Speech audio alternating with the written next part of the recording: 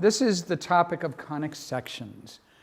Out of that evolved these three forms called the ellipse, the parabola, and the hyperbola. And we're going to see how this comes about and why they're called conic sections to begin with.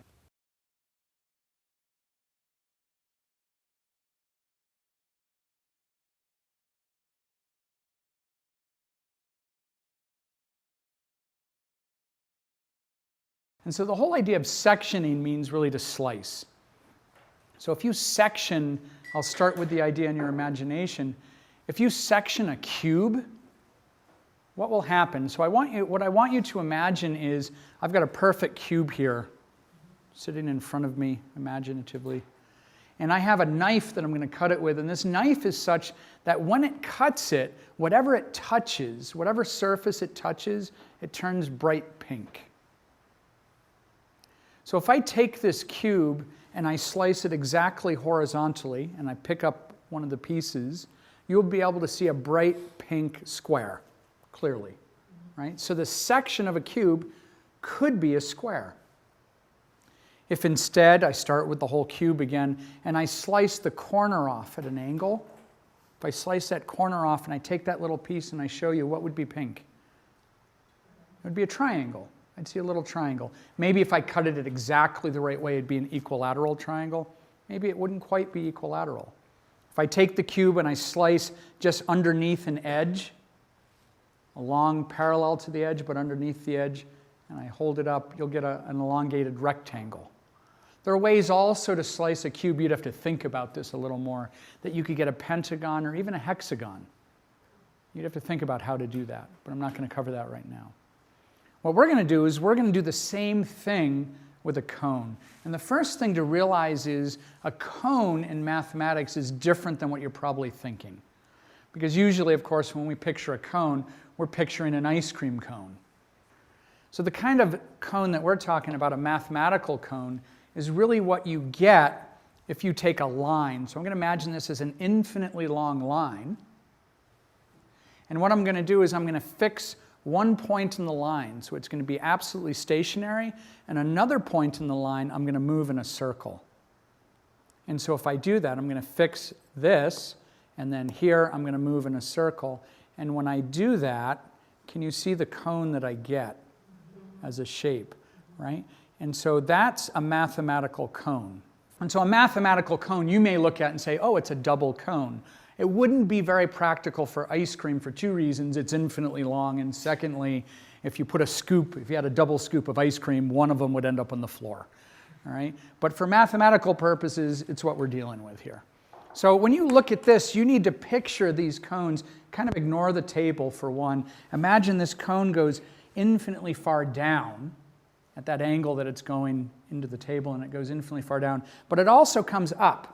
And so we need to picture, as we see this, here's the point of the cone, but another cone comes up, another, not cone, but the other part of the cone comes up like this, and it goes infinitely far upward.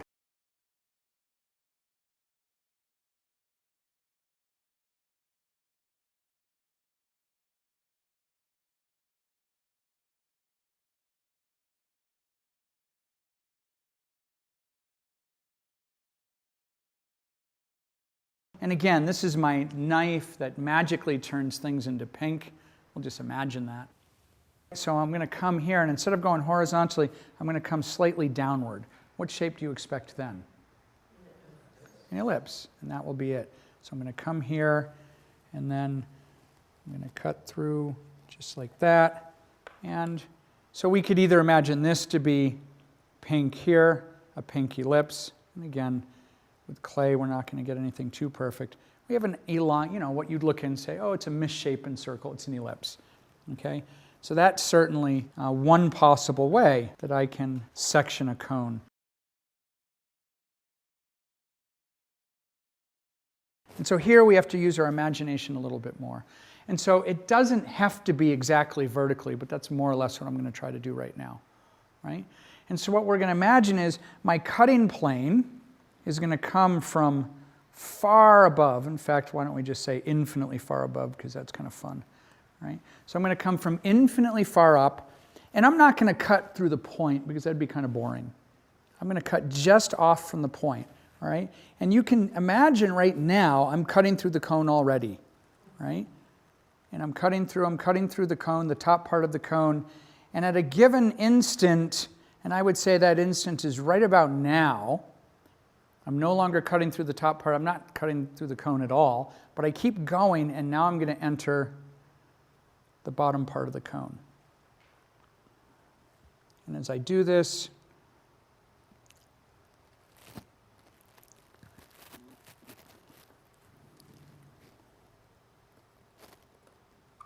what I end up with here is a hyperbola. And so do you remember where I was cutting through the top part of the cone? I could imagine that top part of the cone is right about here. So do you see that? So now I can see the two branches of the hyperbola.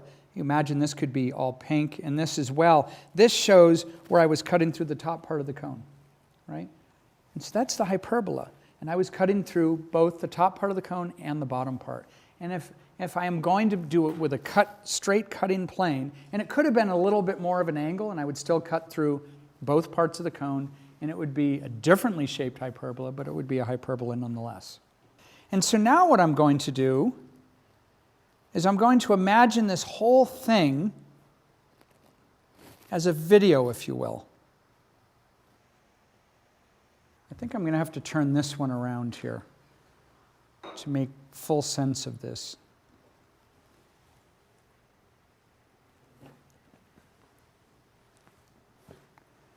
Okay, so you're going to have to picture where that was. And so in both cases, here and here, what did I do? In both cases, I cut through a point that's in back of the cone. That was the first place I cut through. Let's imagine that. Okay? Now, of course, here, that wasn't the first place I cut through, but we'll imagine it could have been. I could have started cutting here and gone straight down. All right? In reality, I came from above, and then I entered it from there, right? So what I'm going to imagine is as a video is that the cutting plane is going to change. So the first frame of the video is exactly what you see here. And I want you to imagine that the second frame of the video would be slightly steeper, but in each case I'm going to start cutting through this back point the same. So instead of going here, the second frame would start from there but go a little steeper. What would that do as this cutting plane gets steeper? Do you see what that's going to happen? What's going to happen then? Is this ellipse, it's going to start here, but the next frame, or maybe 100 frames later, would just come down further. It would elongate the ellipse. And the steeper and steeper I make the cutting plane, the longer the ellipse becomes. If I fast forward through the video, and it becomes suddenly vertically steep, then I get the hyperbola over here. Do you see? Or just, again, we'll imagine that 100 frames ahead. If I jumped ahead 300 frames, it may be that I've just started cutting through the top part of the cone. And I go forward even more, and then I get exactly what I had here. But there's something in between the ellipse and the hyperbola, and that's what we're going to investigate. This is the question. How am I going to cut this so that the ellipse is stretched out not just this far, not just, and if I do it just at the right angle, I might be able to stretch it so that that ellipse is going to be 3 feet long. And it comes out beneath the table is what we see here. Or maybe if I cut it exactly the right angle, the other end of the ellipse might be 100 meters away from where I started here. And if I just cut very slightly steeper than that, and I cut at the angle that's exactly parallel to the edge of this, then that ellipse will be infinitely stretched out. It won't come back from the other side, and it won't at that point, that cutting plane also is parallel to, do you see? So it's also parallel to the edge of the cone that's coming up like this. So it's not cutting through the top part of the cone quite yet. An instant later, when it's a little steeper, I'm cutting through the top plane. And so what I'm going to do now is I'm going to start from infinitely far up, and I'm going to be 2 inches away, or in metric, 5 centimeters away roughly, from the edge of the top part of the cone. And I'm going to keep coming down, and I'm always going to be just barely away from the edge of the top part of the cone. And bang, now I've entered it. And I'm going to continue to cut so that I am parallel. I'm trying to eye this as best I can. I'm going to be parallel to the edge of the cone. My cutting plane here is exactly parallel to this edge. And in that case, I have this magical instant in between. And this magical instant, again, is, this is the instant of the parabola, right? Now again, this was just one cut, right? I'm not going to go like this because I didn't cut through the top at all. And so what do I have here? Now I have a parabola. When I made the parabola right here, I made sure that the cutting plane was exactly parallel to the edge of the cone. Do you see here? That's the edge of the cone, right? So to create the parabola, I made sure that the cutting plane was exactly there but moved back. And so it was right like this. That's what I meant by the cutting plane parallel to the edge of the cone. Right? And so when I started cutting like infinitely far away, I actually wasn't touching the cone, but I was very close to it the whole way. And then bang, I entered the cone here. Right? And what it did is it made this, so that it took the ellipse and it just stretched it out infinitely far. When I did that cut, right, I could have formed also a parabola by starting further away from the point, but the cutting plane would still need to be parallel to the edge of the cone to get that parabola.